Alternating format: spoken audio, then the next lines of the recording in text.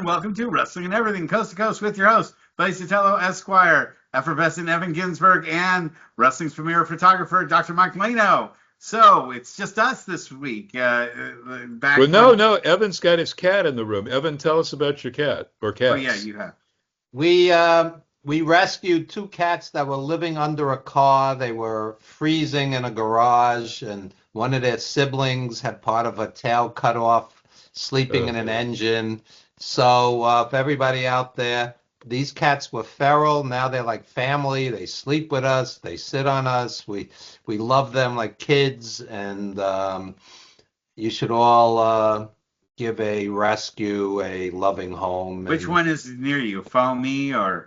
Ever is the female cat, and Foamy is the boy cat, and they're like our kids. So they greet us at the door like a dog. Some dog people don't understand cats, but they're like dogs, but easier because you don't have to take them out for walks. Well, when I was a kid, I was allergic to everything, and my dad gave me allergy shots every month for 15 years. And what that did was it desensitized me to every animal except for cats. And now I'm more allergic to cats than I ever was, even though I was hyper allergic to them before. So I own a dog now, and I've had dogs for years, and I fostered dogs. I've had up to maybe about 30 foster dogs in my lifetime, not at the same time, but and we kept the one that we were fostering. What kind of dog do you have now, Russ? He's a pit bull named Chance, and he's the nicest. And the reason why you don't see or hear anything about him is he's always with my daughter 24 hours. Any moment that she's home, he wants to be hanging out with my daughter. They're absolutely ultra bonded, and he is her dog and she is her owner, and the rest of us are all like, if the rest of us show up, he can take us or leave us. But what's really important is where is Jane and what is Jane up to? Because that's where he always wants to be. Well, in essence, the rest of you are jobbers for the dog. Yes, we are there. Enhancement talent. And ones that give access to Jane somehow. That's and then you had your unfortunate situation with your dog. We don't want to get too deep into it, but I know you miss your dog a whole lot too. Your dog was very special to you also. So, pets mean a lot to people. And I've always loved seeing people's relationships with their pets. One person who was one wrestler who was a huge dog person, and I always respected him for that, was Ox Baker.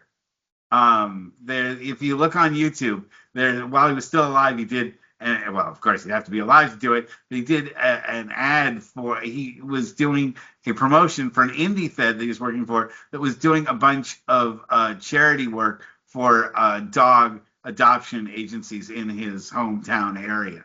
And seeing him, huge Ox Baker, giant man with these little Dachshunds, and how he just adored them and, was so gentle with them. It's even the toughest, meanest people in the world, when they see a puppy or a kitty or something like that, that's just, that doesn't, and I know there's a lot of people who abuse pets, so I'm not saying everybody's like that, but if you can't find that within you, then there's something wrong with you. I'm sorry. If you can't look at a dog or a cat and it wants your friendship and you can't be nice to it because there's something wrong with you, there's something really wrong with you in that. They're bringing dogs into prisons now to it really calms down a lot of the prisoners, dogs and cats. They're programs, formal programs, and it's working tremendously. It lowers their hostility, and there's less fighting, and Well, I know wrestlers are very attached to their dogs. Yeah, there's a lot of wrestling people like Deonna Purrazzo and her husband who just lost the Feast or Fire at TNA. Steve Macklin, who's going to most likely WWE. They're real, animal rescue folks. There are many female and male wrestlers that, go out of their way to adopt and do as Russ did. They help foster until they're a permanent another famous wrestling dog that I can think of is Matilda for the British Bulldogs. You remember when they had her running around ringside? There were some of the wrestlers that I think it was Beefcake who said that dog just did not like him, and they would chase him, and And like Coco, speaking of Coco Beware, we were talking about earlier, Frankie, there was a house fire or something. He lost Frankie. I Oh, mean, that's terrible. Coco was really devastated because that wasn't just a prop for him. That was his, animal. Well, So, birds, unlike cats and unlike dogs, you make a lifetime commitment with a parrot. They could live 75, 85, sometimes yeah. 95 years, longer than the owners do. They're And often so, one animal people. There's some dogs that go, and right. I don't know if cats are like that. I think cats, when they like a couple, they'll spend equal time. Are your cats, Evan? Are they both for you guys as tag team partners, or do they favor one over the other? Um, they tend to choose one over the other, but um, you know, they, we love each other. It's fine. But the boy has bonded more with me, and the girl has bonded more with my wife. Hmm. That's just adorable. But yeah, you've seen how much it's changed your life, and I mean, people say, well, pets aren't kids or anything like that. But there is a certain level of it being like family, as you pointed Oh, out. it's definitely family. Oh You yeah, yeah, worry And about definitely. them, you take care of them, you feed them. Yeah. There and was, the Bobby Davis left some of his fortune to his dog. You've heard of Brooke Astor and some of these famous people leaving a fortune to a dog. But Bobby Davis, who was Buddy Rogers' legit best friend and manager, he actually managed him like Paul Ellering managed the Road Warriors, legitimately took care of their plane flights. And, most managers, it's in name only, but uh, he was. Another animal person was Bobby Heenan and his wife Cindy. They had rescues and were super duper animal folks. And Dick the Bruiser, who Bobby Heenan basically broke in with in Indianapolis, was had a house full of dogs, like 7 dogs. Fritz von Erich, when I went to their house in '77, because he had written me, actually in '75, he had written me a letter of recommendation to Baylor University. I think I told Evan this story, maybe not Russ, that Fritz von Erich spent almost a year in dental school, Baylor Mhm. University in Texas, which he wrote me, and I got accepted due to his letter. But he had spent way before me, like a year, and the instructors just said his hands were too big. He just wasn't going to make it you as would a just you dentist, would and he just didn't probably enjoy reach it. in and just grab a tooth and just pull it out. Yeah, he could No do pliers necessary. Just you know, out there. so very. It was amazing because he did have gigantic hands like Andre, not quite as big, but he had oversized The hands. claw So he had to might have. work somehow. That claw had to work somehow. So let's make the awkward transition over to yesterday or Saturday's big event, the Royal Oh, Rumble. wait, I want to ask Evan Oh, what he thought. I really enjoyed various parts of the Grammys. I was amused at Sabrina Carpenter's thing where she's got like a $4 or $5 million set to look like an airplane hangar or, boarding an airplane. And she switches, Ev, if you watched it, from a traditional mic where they could sweeten it and do electronic stuff, in the truck or the studio to make her sound like her record with a high voice. But then she switched to one of those hand things that with a cord on it that the flight attendant will tell you the Yeah. instructions. And her voice immediately was the shits on that for about 10 seconds. And she threw it down and made them give her the mic. I don't think that was planned. And you could tell her voice was a little off key and huskier than this high pitched thing that you hear out of her. But I especially enjoyed the tributes. In Memoriam thing was just kicking it, and there were a lot of great things going on. obviously But I Ozzy want to see what Osbourne. Evan thought of the Grammys too, because Bad Bunny, he's going to piss off Trump and beloved by wrestling people because he really, loved the business like Jelly Roll, with his wrestling foray. But Ev, what'd you think of the Grammys? Or Russ, if you watched it too?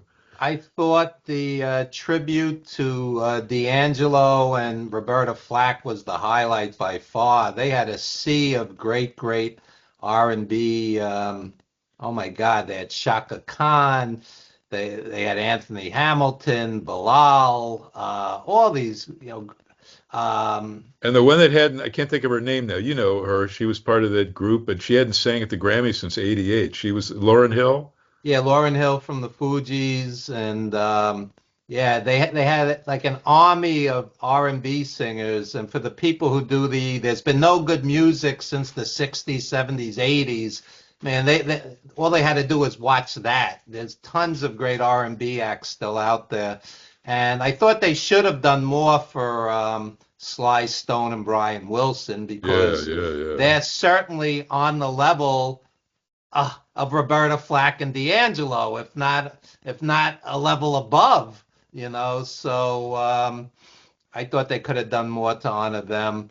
The um, the in What'd you think of memoriam. Ozzy? I know you may not be an Ozzy fan, but that was tremendous. Oh yeah, those This, are virtuoso musicians, all of them Slash were and those great, guys. Slash, but to Yeah, see his widow and the two out of the three kids just crying, it's very yeah. emotional. And when they had the 8 new artists performing at the beginning of the show, what kept going through my head was several of them were excellent. And Yeah, again, people who do there's been no good music since the 70s or whatever. You know, all you had to do was watch that segment. I mean, some I enjoyed more than others, but there's certainly talented young musicians out there. But a lot of that And was overshadowed by, the anti-ice comment by Bad Bunny, and how yeah, well, many, let me say something about that. go right I ahead. think it takes a lot of courage. This guy's going to be perform at the Super Bowl in a couple of days, and to get on the Grammys and do the Ice Out speech. I mean, this guy's Of course, got ICE guts is going to because be there on Sunday. That's going to be, yeah, but he, Gavin Newsom will try to fight off whatever Trump sends in there. But also, Billie Eilish had a great statement that I've long said, but she verbalized it perfectly. She said, uh, "There can be no." What did she say?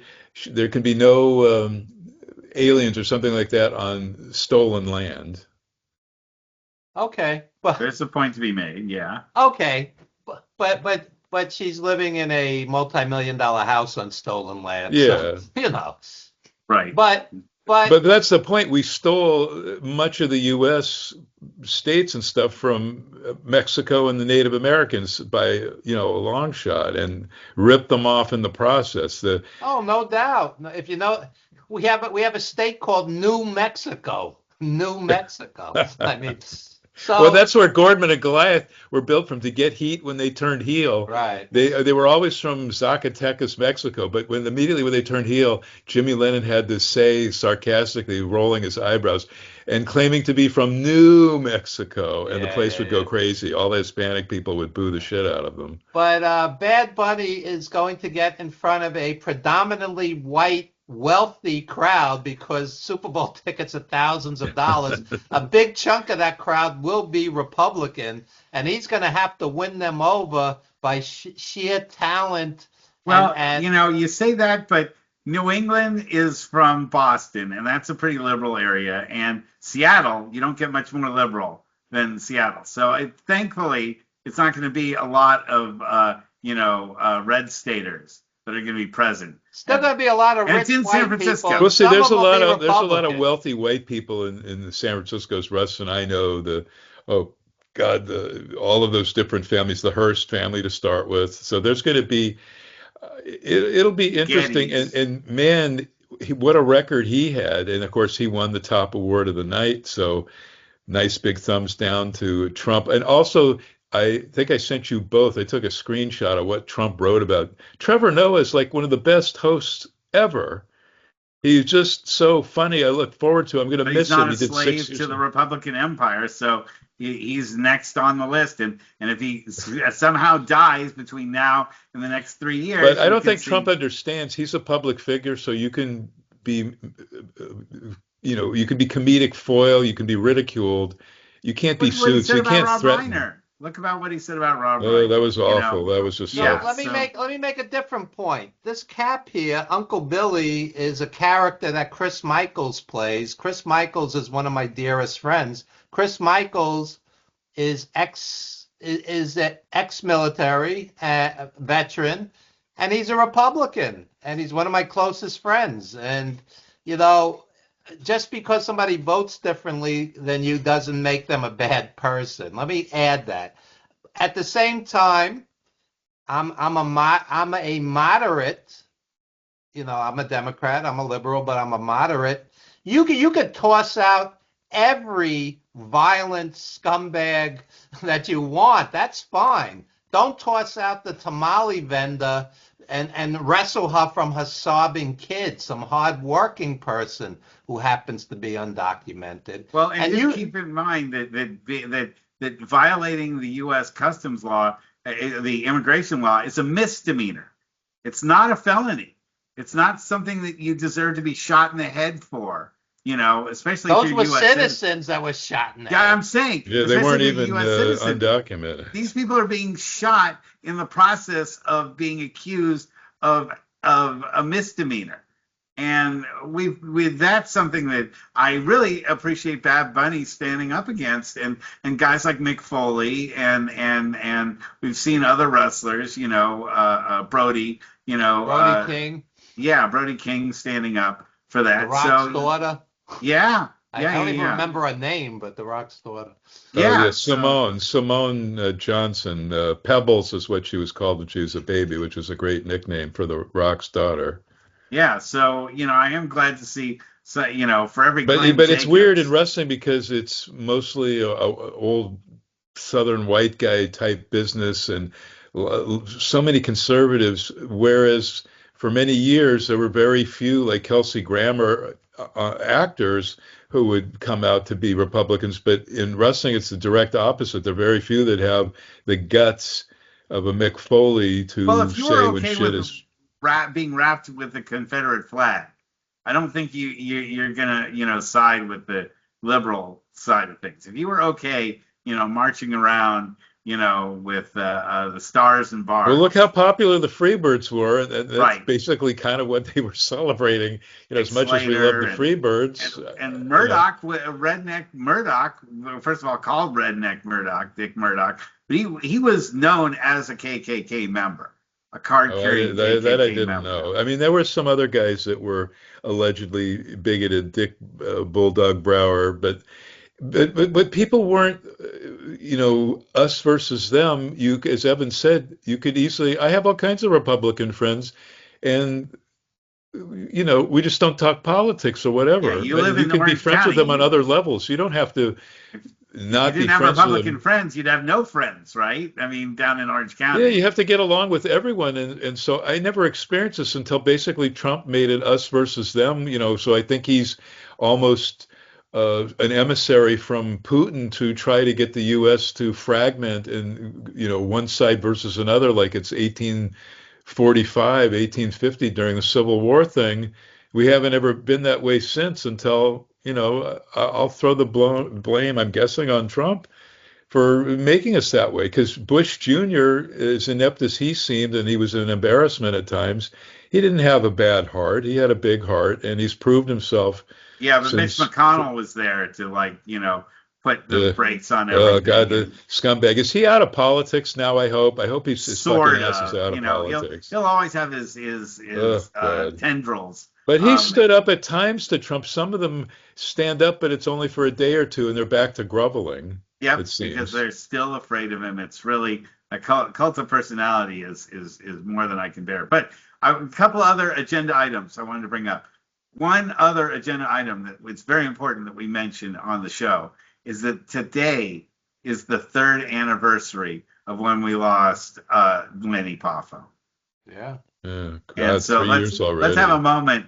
Yeah, it's hard to believe it's 3 years, but let's have a But here moment was to a guy reflect Evan on it. knows, and I don't know, Evan, if you were close to Lanny before that, but I was because he would send me his poetry books, from whatever it was, 76, 77 on. I met him in Detroit when he and his dad and Randy hadn't even come up yet from being injured in baseball, the St. Louis Cards farm system.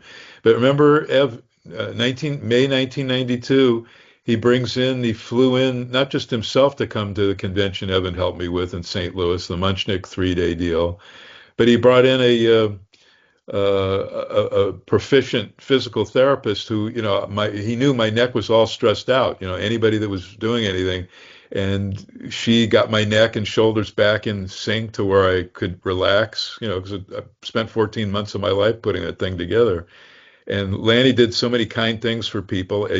Evan, after that, I think was even a lot closer to where, didn't he stay at your place a couple of Lanny times? used to stay at my place often when I would book him as an agent, and he's on the cover of my book, Wrestling Rings, Yeah, yeah, Blackboards, and yeah. Movie Sets. I have a piece on him in the book.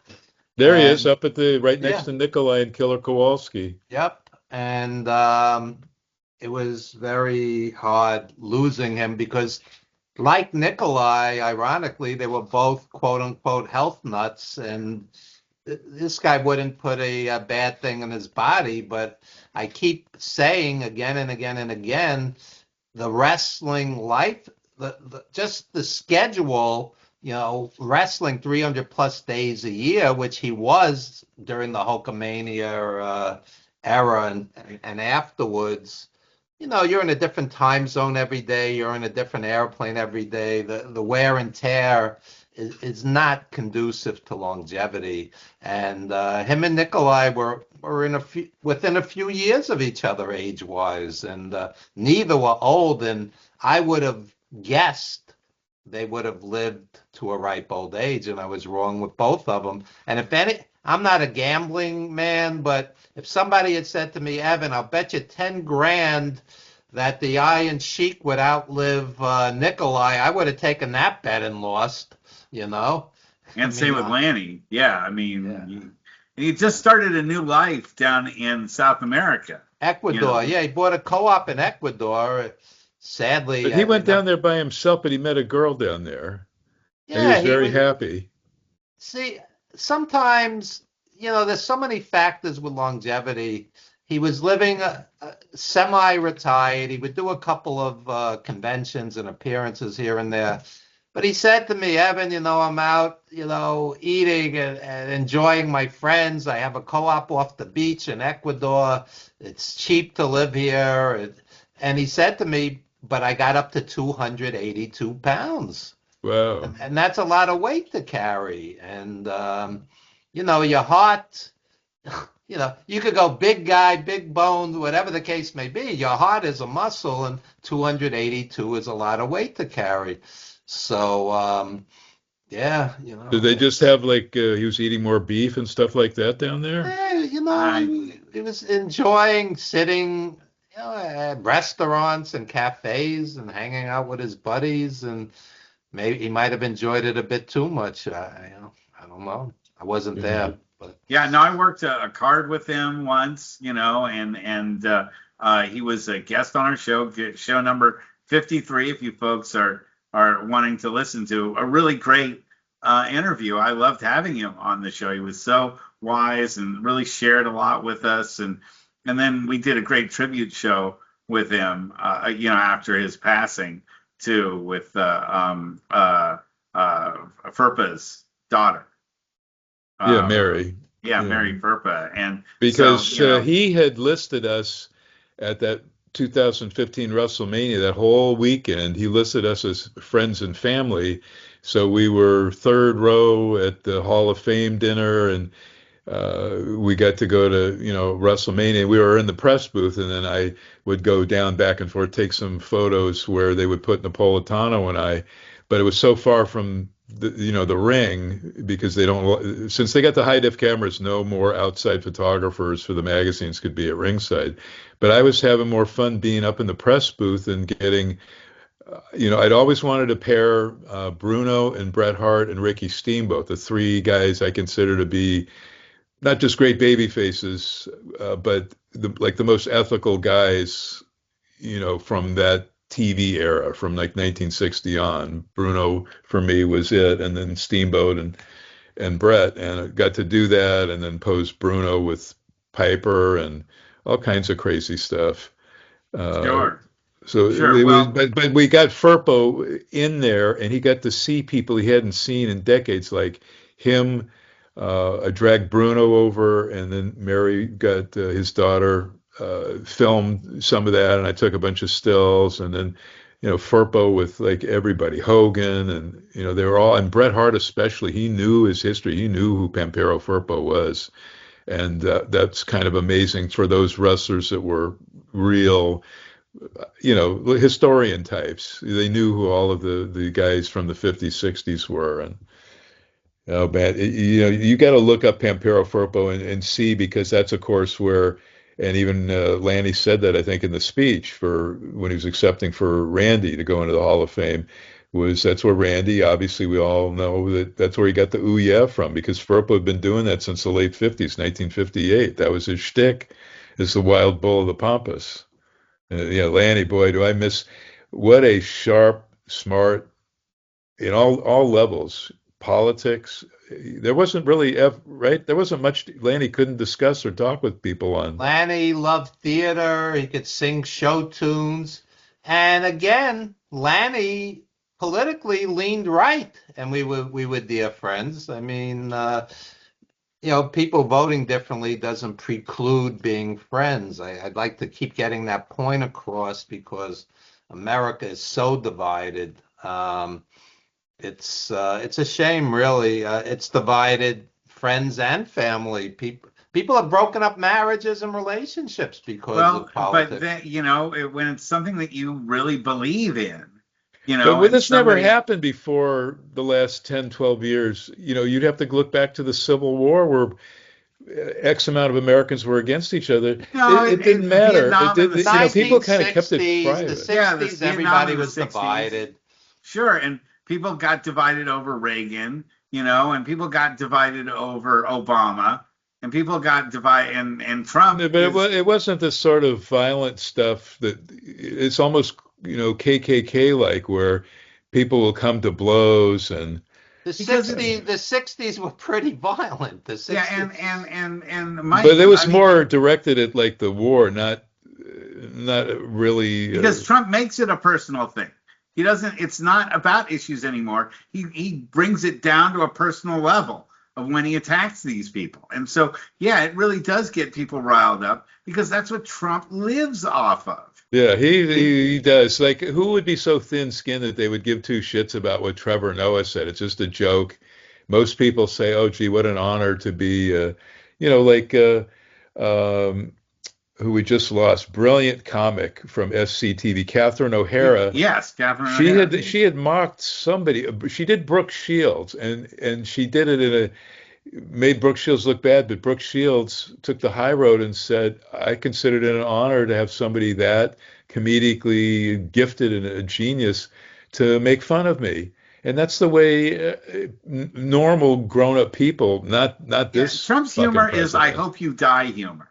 That's Yeah. what he finds funny is saying, Well, "I think it'd you be saw funny him. if you He die." used the F word on that person when he went into the Ford plant twice and gave the guy the finger because he simply said pervert protector, meaning Yeah, Epstein. or when that lady asked him a question, the reporter, and he Oh, responded that she was a Piggy. pig. Yeah, I mean that's again, that's not like ha ha ha, A Don normal Rickles. person would never behave that way. That's like 5-year-old shit. Worse, if my kids And the woman had ever wasn't acted heavy or like that. anything. She's a beautiful woman. That's the way he treats that. You see the real him coming out, that he treats women like shit. Well, in his first campaign, he mocked that reporter that had the tremors and the hand thing. He was making fun of that. And, instead of people standing up for that, they went ahead and voted for him. So, I'm sorry that when you say you can't lose friends over this, but there's certain lines that you draw to say, hey, this is really important to me. And if that's not important to you, or you believe that this is okay, it does show a flaw in your character, All right, I'll be right that up. you're supporting something that I Everybody- find centrally so. Russ, I Everybody gotta go, but I want to tell everybody, Catherine O'Hara, Yeah. just go look at her YouTube stuff, Oh, I love or her. bring up reminiscing. Nightmare Before Christmas. The little song she sang is that Sally character, that animated stop motion thing.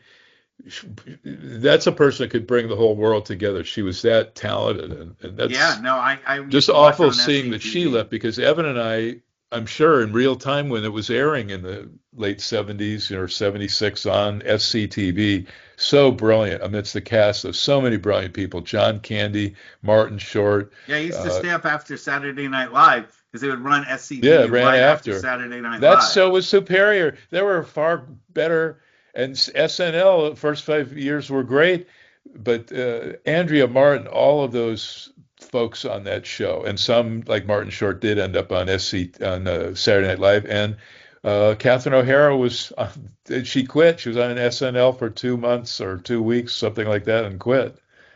Look her Yeah, up, Catherine that O'Hara was. from what was that Christmas movie they did two of? Home Oh, Alone. Home Alone. You Yeah, look, I yeah, a mean that little that would movie named nailed her Home as the Alone. superstar. Yeah, So no. good night, everybody. I got to All right. turn See the you later. computer See over you to my next week. wife. All right, Mike. Good night. Good night, guys. So now it's just us. So we didn't get to summarize up the Royal Rumble. Let's go and get your thoughts of the Royal Rumble while we have a Sure. few minutes. I thought the women's match, the women's Royal Rumble, was an endless slog. It felt like it just wouldn't end. And to watch the camera cut away from the action to watch every single entrant run Oh, the length of a stadium, it shows the priorities are so twisted. It was like taking a 1 minute break, 28, 29 times as they ran the length of the stadium. And then they would get in and the ring and a couple of times, by the time they got to the ring, the next entrant was ready. Like, did you Yeah. notice that a couple of times Yeah. that like they got into the ring and they were in the ring for maybe like 10 seconds and they announced the next wrestler that was Because coming it was in. so far that they were Yes. running. Yes. And then they get to the ring and they become like this 98-pound killing machine Right. where no matter how big the other wrestlers are, everybody's just selling for them. And half of the wrestlers are lying there like they're paralyzed doing Right. nothing.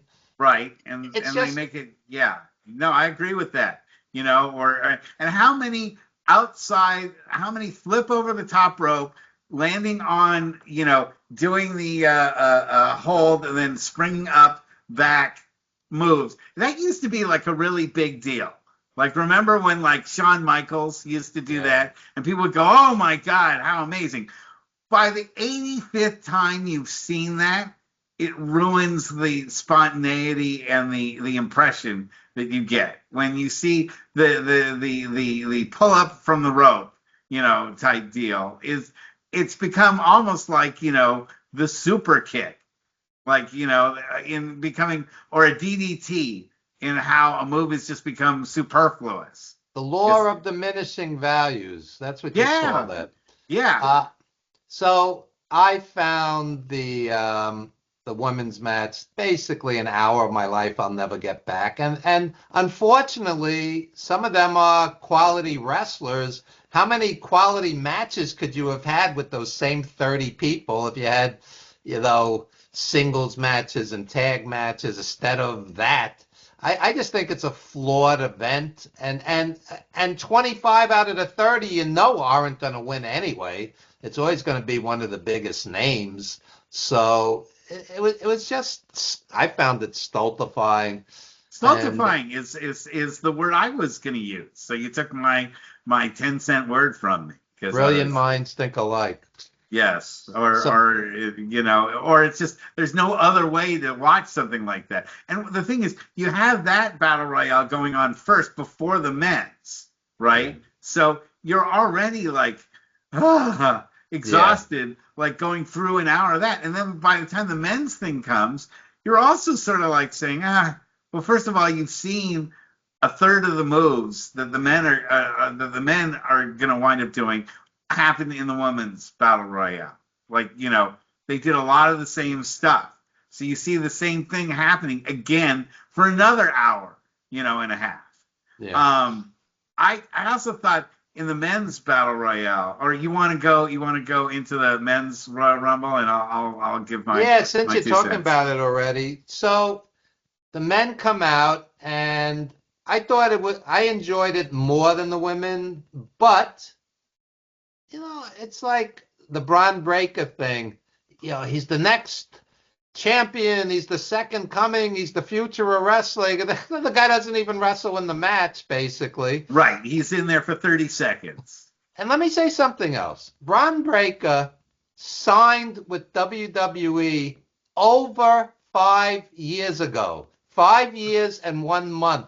They're still I mean, he went through NXT and everything. Right. But I'm just saying, how long does it take for them to turn somebody into a main event star, where they keep going to guys in their 40s? Well, Roman Reigns needs another, 5-year stretch as champion. Roman Reigns, who I always liked. I thought the Shield was great. I liked Reigns when he was on the fanboy bad list. I liked him, but at this point, his heart's not in it. His heart's not in it. And cycle in new stars like Braun Breaker, like Williams, Trick Williams. He had a really short shrift in the. I thought that was gonna. My personal pick would have been him to win the Royal Rumble. I think he would have made a really good, match. For WrestleMania or whatever they want to, I'm not even sure how the Royal Rumble works anymore, and who, and if they're going to have somebody show up with a Money in the Bank, like a briefcase that somebody tossed into out from the audience, or, they're going to do some kind of crazy twist like that, or a Jelly Roll and Bad Bunny is going to somehow, be the, champions before then, and they're going to have those guys mix it up. But I thought they squandered a lot of the younger talent that they have from NXT and on the lower rungs of the WWE. Could have had them be the later entrants rather than Randy Orton again. I mean, there's a guy that you got to put out to pasture, right? I mean, he's had enough time in the sun, literally and figuratively. Drew McIntyre is 40 years old. Reigns is 40 years old. CM Punk is 47 years old. And these are going to be the guys headlining. Meanwhile, they killed Rey Fenix dead. I mean, this guy was a big star in AEW. They just destroyed him. He looked like a little jabroni in this match, and etc. so on. And so Reigns, who used to do the WWE same 5 moves thing, he's down to like 2 moves. He does the Superman punch, which he misses by like a foot, and the guy sells it like he was hit by a truck. And then he does the drive-by. Basically, he's phoning it in at this point. And the spear. He does the spear. So 3 moves. 3. He does 3 moves, basically. And out of 30 guys, this is the guy who's going to get the WrestleMania main event. It's like they can't make new stars. Bron Breakker is not ready to headline a WrestleMania. 5 years plus into it. They made a big deal. Also had Lesnar. They threw Lesnar back in there. They threw out Lesnar while Jey Uso was doing his ridiculous shtick. That you didn't even see Lesnar really get thrown out. That should have been a big deal, because he's a legit headline guy. Somebody tossing him out should have put over the guys that threw him out. But it was basically the 2 Royal Rumbles. I wish I had seen a great movie instead of investing 2 hours in those 2 matches. I agree. Now, let me say the other side, because we're supposed to be unbiased. AJ Styles and Gunther had a tremendous match. Tremendous. That's probably AJ Styles' best WWE match. It was great. Great. Why they didn't get AJ Styles in matches like that earlier in his stay at the WWE is another, great injustice. They never paired him up with talent that would make him work the way that he worked with Gunther. Tremendous match. Gunther has really evolved tremendously. Oh yeah. He's like Kowalski. He just keeps coming at you like a machine, and he brings the old style stuff back, which in a credible way, which is something I really appreciate a lot. And I thought that it's funny because I really thought the WWE would wind up doing kind of to Gunther what they've done to Braun Breaker, which is just, have him shine brightly really quickly and then shove him into the background while, other, guys that are more cut and developed and stuff like that, physically, that perfect, body look that, Vince always loved so much. And I think Triple H is still kind of enamored with too. I think he's of that same variety that he wants to push guys that are chiseled as opposed to like being great workers. But Gunther has been able to defy all that, and I'll give him both credit and the WWE credit for continuing to push Gunther when I thought they would get tired of him and put him out to pasture. So yeah, he's my favorite WWE wrestler by far, and with the exception of Ospreay and AEW, he's my number two. So Mr. Iguana is like number 2 then? You see, I have no problem with Mr. Iguana because if you're gonna do something silly, let it be over the top like he does it. It's like, I don't know. People will.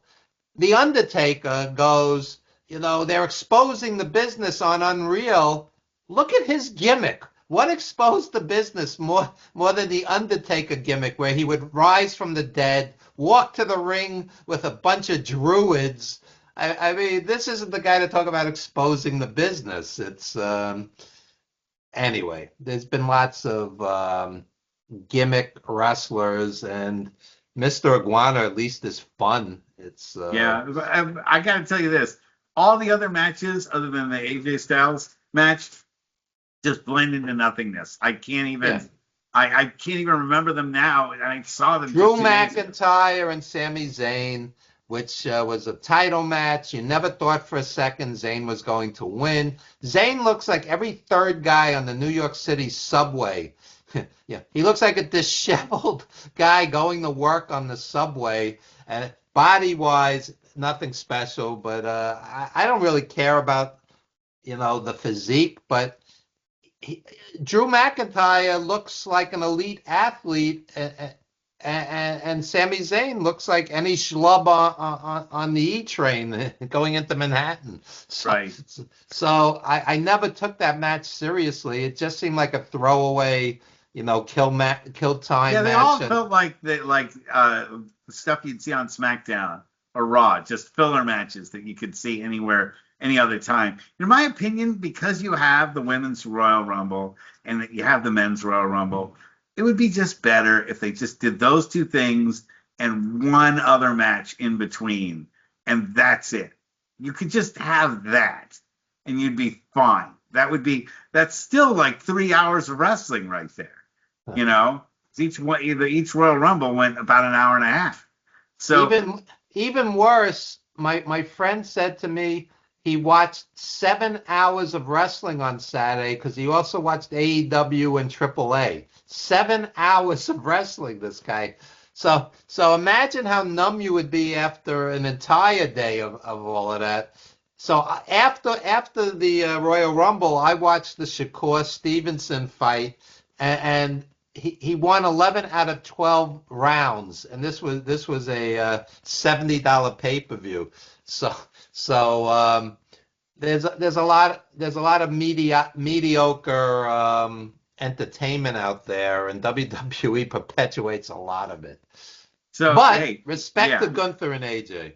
Yeah, I agree. So let's wrap this show up for tonight. I appreciate you doing it on an off night for us, but it's still a little late out there in New York. So, but I did want to mention one thing that I just did a podcast with Professor Bear. Yeah, nice guy. 2 hours. We went 2 hours, and I couldn't have had more fun. You would think that after doing a 2-hour podcast, I'd be like done about talking wrestling. But here I am again. I guess there's just something inherently wrong with me that I can just talk wrestling 24 hours a day, 7 days a week, 365 days a year. Let me say something about Professor Bear. Not that I know him well, but here's a guy who is nothing but supportive of pro wrestling. You know, he's not making big money with pro wrestling, but he just loves it, and he promotes indies and he promotes the little guy. Like I'm wearing this Chris Michaels, this Uncle Billy, aka Chris Michaels hat, and he has a Facebook page. And for those who don't know who he is, he was the early pre Paul Heyman ECW tag champ with Johnny Hotbody and Chris Candido. They had the three guys. It was like the Freebirds, and they Oh, had not Professor Bear. You're talking about Mike. I'm talking Chris Michaels. Yeah, I was like, with Johnny wait a minute. Hotbody and Professor Chris Bear Candido. Professor Bear never got into. It was never in the ring. No, I'm not. No, if I said that, it was a mistake. No, it did. I got confused. Okay. I think we were still talking about. But my point is, Chris Michaels never made $1 million in pro wrestling, but he's another guy who's mentored tons of people. There's a lot of unsung heroes in pro wrestling, and you need 1,000 guys like Professor Bear, who is nothing but supportive and gives. But there's only one Professor Bear. You Right. need 1,000 guys like him, but there's only one. Yeah, that's actually you need 1,000 guys like him, and you know, you've done 5+ years, 300+ shows of this, and this isn't exactly a big money maker by any means, and you do it because you love it, and we honor a lot of lost friends on here. And speaking of which, this Sunday, it's either the best or worst time to possibly do this. Sunday morning, Super Bowl Sunday, 11 a.m. Eastern Time, 8 a.m. Pacific Time, we're screening Wrestling Then and Now with Killer Kowalski and Don Arnold and Nikolai and all kinds of Tiger Khan, all kinds of lost friends are in it free. So if you go to my homepage, Evan Ginsberg, you'll see all the details. But Dwayne Walker, the director, is screening it. It's only like 75 minutes if you want. I know a lot of people may be home getting ready for the Super Bowl. Is it in person or is it online? It's going to be online. It's going to be online, free, and you can watch it. And I'll be on it. Nikita Brezhnikov, who's in the movie, he'll be on it. And Dwayne Walker, the director, will be answering questions and reminiscing about a lot of our lost friends. And make sure to post that on the Wrestling and Everything Coast to Coast Facebook page and on your Evan Ginsberg. Yeah, absolutely. Yeah, it's free. I think you'll have a good time, and it's only. I want to watch it. I want to watch it with you guys. Yeah, I've seen it, but I haven't seen it now in like 10 years or whatever. So it'd be great to watch it again with you guys. We did it in 2002 on pennies. If we spent $1,000 on it, it was a lot. So yeah, you could actually it meant a lot. It shows you don't need a multi-million-dollar budget like the Millennia movie. You know, you just need something that comes from the heart, and that's something that you made something that's a part of history. And props to you for that. Thank you. Yeah, you create art because you need to, because you want to honor people. If you look behind me, that's Lanny and Nikolai and Kowalski and Nicole Bass and Johnny Valiant, Bruno. They're all gone. And some of them were dear friends. And you write a book to honor people, and it's. Yeah, what can I say? So hopefully we'll get some of our fans to come join you on Sunday. So anything else you want to promote? Let's throw it out there.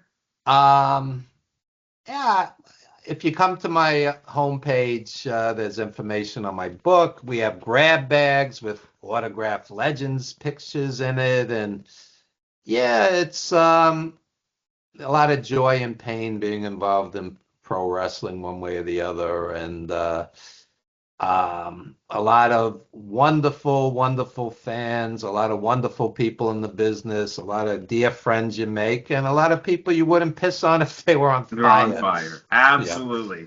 And on that note, let's sign on off, and we'll see everybody next week. So good night, everyone. Bye.